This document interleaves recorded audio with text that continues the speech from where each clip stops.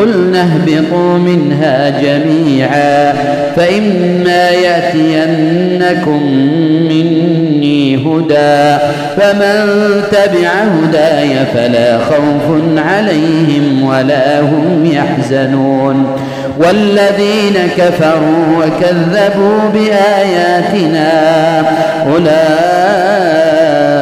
أصحاب النار هم فيها خالدون.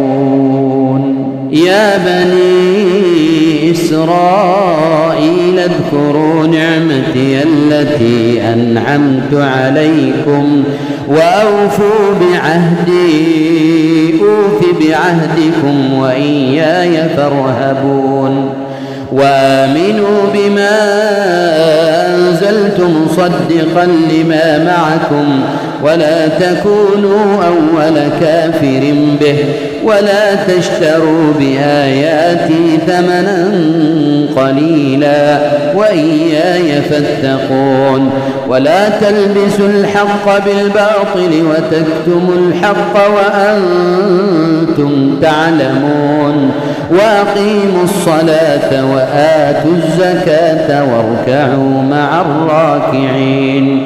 أتأمرون الناس بالبر وتنسون أنفسكم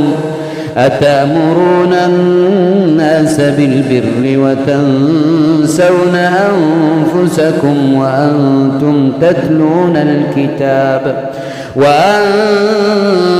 تتلون الكتاب أفلا تعقلون واستعينوا بالصبر والصلاة وإنها لكبيرة إلا على الخاشعين الذين يظنون أنهم ملاقو ربهم وأنهم إليه راجعون.